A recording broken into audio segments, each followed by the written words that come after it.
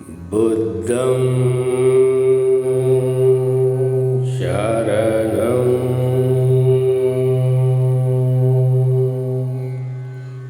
गच्छामि।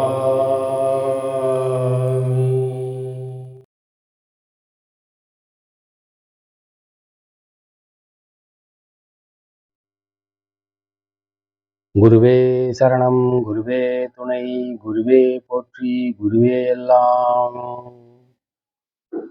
எல்லா உயிரும் பேரருள், பேரறிவு, பேராற்றல், பேரானந்தம் பெறட்டும். அனைவருக்கும் அன்பான வணக்கங்கள். எப்பொருள் யார் யார் வாய் கேட்பினும் அப்பொருள் மெய்ப்பொருள் காண்பது அறிவு. இந்த காணொளியில நாம பார்க்க இருக்கிறது விபாசனாவை புரிந்து கொள்ளுங்கள் அப்படின்றதுடைய இரண்டாவது பகுதி.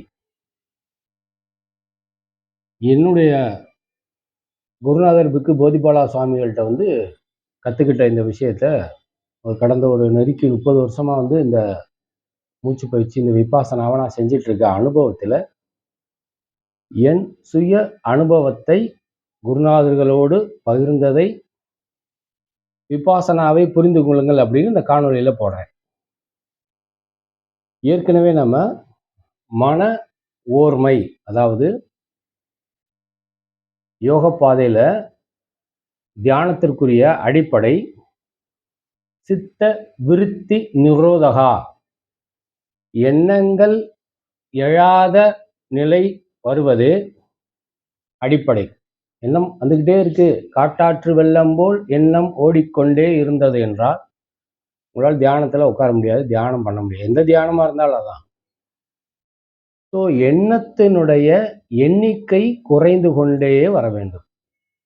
அப்புறம் ஒன்னஸ், ஒன்றில் ஒன்னே ஒரு எண்ணத்துல நிக்கணும். அந்த எண்ணம் நீங்க இயற்கையா இருக்கலாம், உங்க இஷ்ட தெய்வமா இருக்கலாம், அல்லது பிடித்தவர்களாக குருமார்கள் மாதிரி பிடித்தவர்களா இருக்கலாம், மகான்களா இருக்கலாம், புத்தரா இருக்கலாம், யாரா வேணாலும் இருக்கலாம். ஒன்னஸ், ஒரே ஒரு எண்ணத்தில் மட்டும் நம்மளை நிலை நிறுத்துவது நம்மளுடைய கவனத்தை.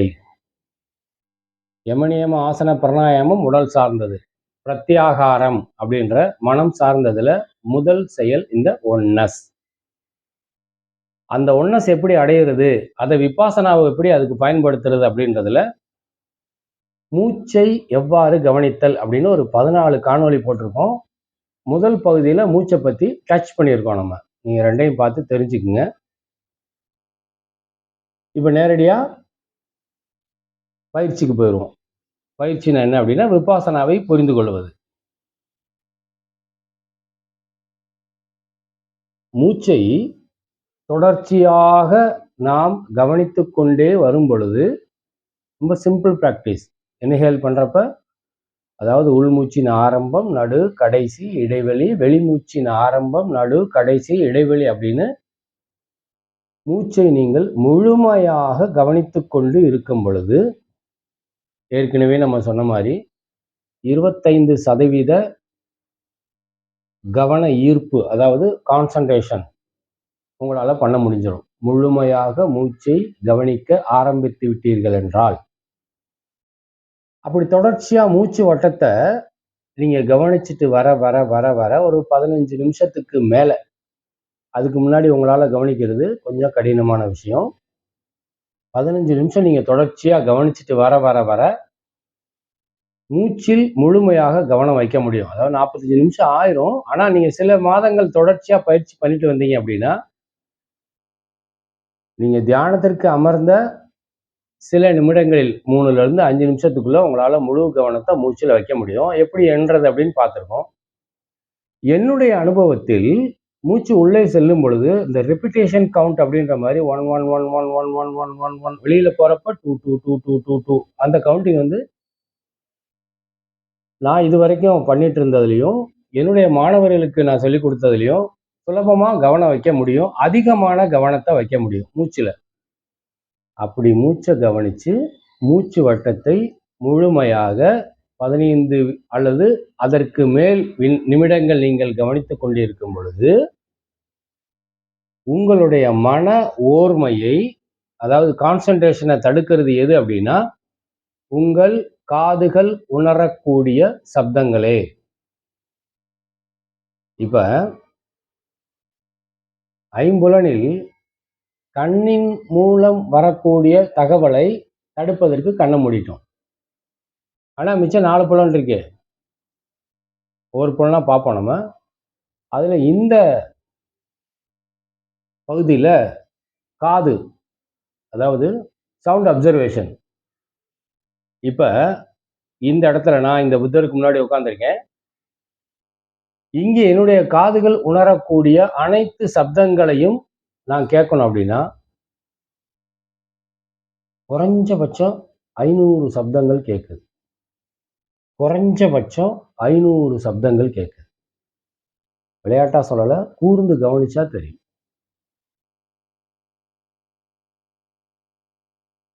அந்த 500 சப்தங்களும் உங்களுடைய புத்திக்கு எட்டாமலேயே உங்களுடைய மனதில் எண்ணங்களை உற்பத்தி பண்ணி கொண்டே இருக்கின்றன. சூட்சுமத்தை புரிஞ்சுக்கங்க. நீங்க 100% கவனத்தை மூச்சுல வச்சுட்டீங்க. மூச்சுல 100% கவனம் வச்சுட்டீங்க. உங்களுடைய கவனத்துக்கு இடையூறாக உங்கள் காதுகள் உணரக்கூடிய சப்தங்கள் உங்களுடைய மனதில் எண்ணங்களை தொடர்ச்சியாக ஒன்றின் பின் ஒன்றாக ஏற்படுத்தி கொண்டே இருக்கும். நமக்கு தெரியாது, அறிவு கெட்டாது.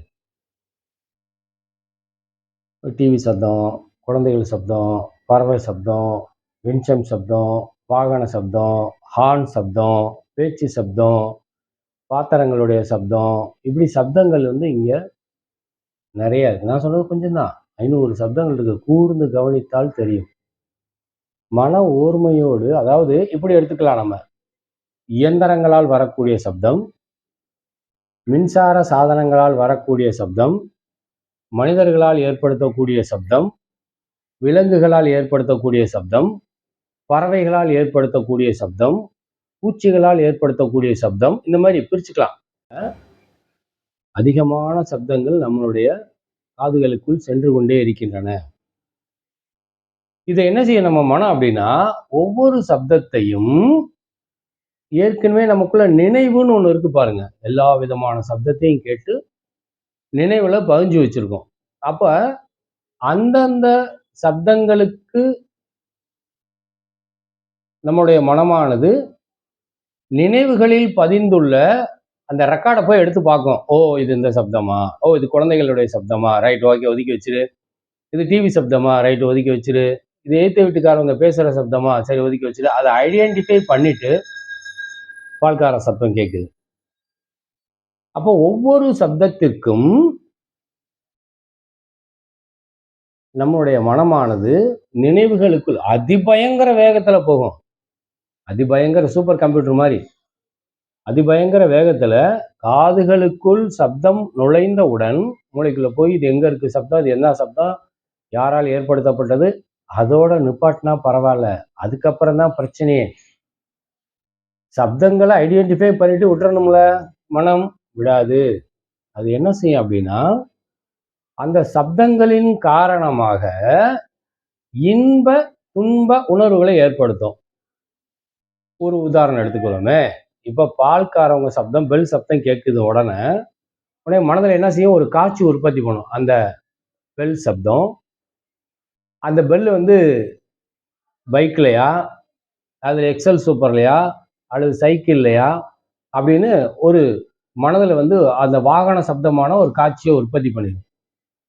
அதோட விடமா ஓடிட்டு வந்திருக்காரு ஒருத்தர், அவருடைய நீல அகல உயர நிற, அதுக்கப்புறம் அவருக்கு ஆடை அணிவிச்சு அவருக்கு காஸ்டியூம்லாம் பண்ணி அவருக்கு மேக்கப்லாம் போட்டு இதெல்லாம் நடக்கும் மனசுக்குள்ள. இதோட நிப்பாட்டினா பரவாயில்ல. அந்த பாலை வாங்கி ஒரு டீயை போட்டு ஒரு சுவையான டீயோ ஒரு காஃபியோ குடிச்சா எப்படி இருக்கும் அப்படின்னு போயிடும். இப்போ ஒரே ஒரு சப்தம், பெல் சத்தம் மட்டும்தான் கேட்டிருக்கும். அதோட நிறுத்தணுமா இல்லையா மனம்? நிறுத்தாது. அதன் தொடர்ச்சியாக மனதில் எண்ணங்கள் எழுந்து கொண்டே இருக்கும். அடுத்த சப்தம் உங்களை டாமினேட் பண்ற வரைக்கும். அப்ப விபாசனால நீங்க என்ன செய்றீங்க அப்படின்னா, எந்த சப்தமாக இருந்தாலும் அது நமக்கு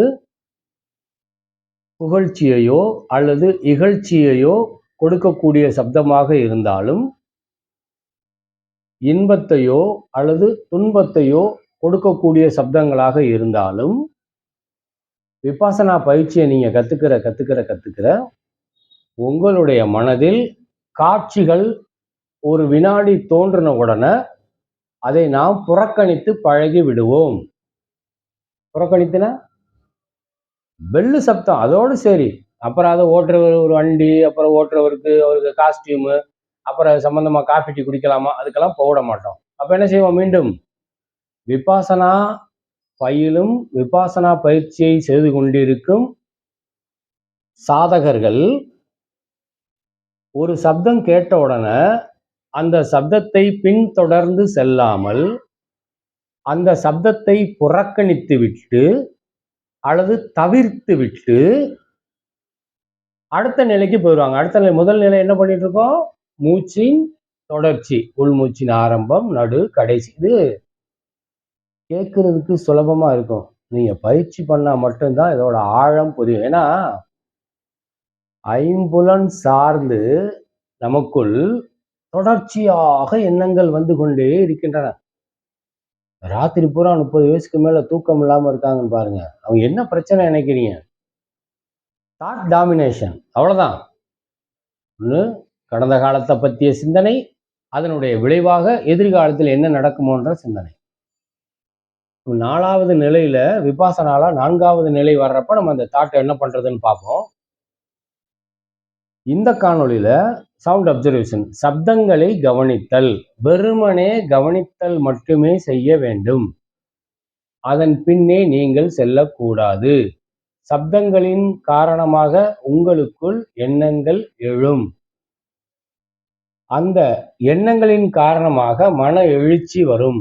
அந்த மன எழுச்சி உங்களுக்கு இன்பத்தையோ, அதாவது இன்பமான ஒரு பாட்டு கேட்குதுன்னு வைங்களேன், ஒரு எம்ஜிஆர் பாட்டோ, சிவாஜி பாட்டோ, ஒரு லவ் சாங்ஸ் ஏதோ ஒன்று கேட்குறீங்க, அல்லது ஒரு மோட்டிவேஷன் சாங் ஒன்று கேட்குறீங்க அப்படின்னா, அந்த சப்தம் கேட்டுக்கிட்டு இருக்கப்பே மனம் எங்கே போயிடும்? பார்த்த சினிமாவுக்கு போயிடும்.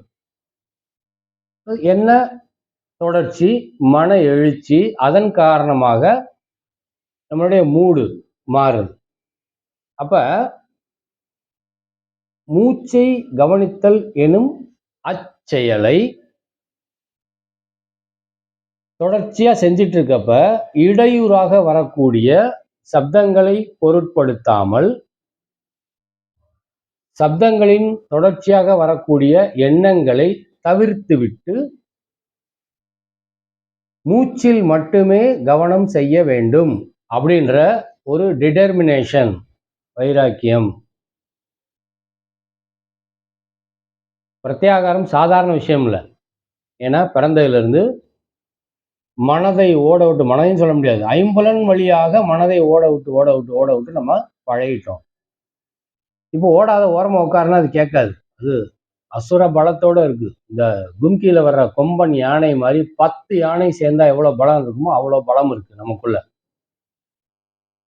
அதனால அதை நெறிப்படுத்துறது அவ்வளவு சுலபமான விஷயம் இல்லை. ஆனால் மீண்டும் மீண்டும் மீண்டும் கவனத்தை உங்களுடைய மூச்சில் நீங்கள் வைக்கும் பொழுது, அதுக்குதான் நம்ம 14 காணொலியிலையும் மூச்சு எப்படி எப்படிலாம் என்னலாம் அப்படின்னு பார்த்துருக்கோம். எண்ணம் வந்துருச்சு அப்படின்னா, வேற எண்ணம் வந்துருச்சுன்னா நீங்க கவுண்டிங் மிஸ் பண்ணிடுவீங்க. சப்தங்கள் வந்து எண்ணங்களை ஏற்படுத்திடுச்சு அப்படின்னா கவுண்டிங் மிஸ் ஆயிரும். அப்ப திரும்ப ஒண்ணுல இருந்து எண்ணணும்.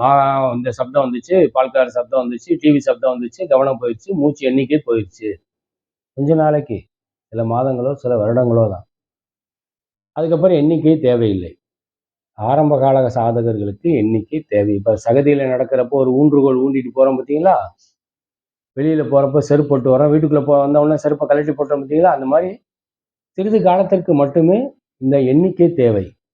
அதுக்கப்புறம் தேவையில்லை. இப்ப சப்தங்களை புறக்கணித்து அதன் காரணமாக வரக்கூடிய எண்ணங்களை தவிர்த்து விட்டு விருப்பு வெறுப்பு இல்லாமல் அதன் காரணமாக வரக்கூடிய மூடெல்லாம் நீங்க பொருட்படுத்தாம இருந்து பழக பழக பழக பழக, நல்லா கவனிங்க,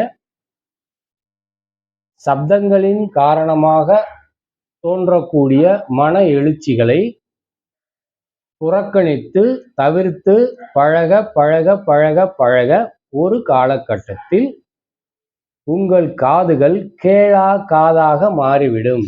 கவனிங்க, உங்களுடைய காதுகள் கேளா காதுகளாக மாறிவிடும்.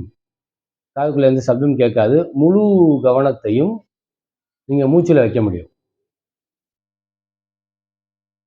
இந்த கேளா காதாக எப்பொழுது உங்களுடைய மனம் மாறுகிறதோ, உங்களுடைய உடல் மாறுகிறதோ, உங்களுடைய கவனம் மாறுகிறதோ, அப்பொழுது 50% கவனத்தை ஓர்முகப்படுத்துதலில் நீங்கள் செலுத்தி விட்டீர்கள் என்று அர்த்தம். அதாவது பிரத்யாகாரத்துல நீங்க 50% பாஸ் ஆயிட்டீங்கன்னு அர்த்தம். இன்னும் 50% இருக்கு.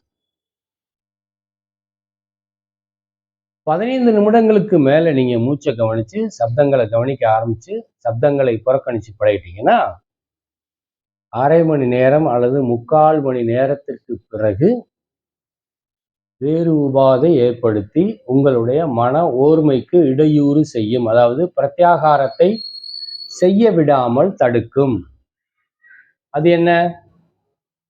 காயானுபாசனா எனும் உடல் சார்ந்த, வேதனானுபாசனா எனும் உணர்ச்சி சார்ந்த விஷயங்கள்.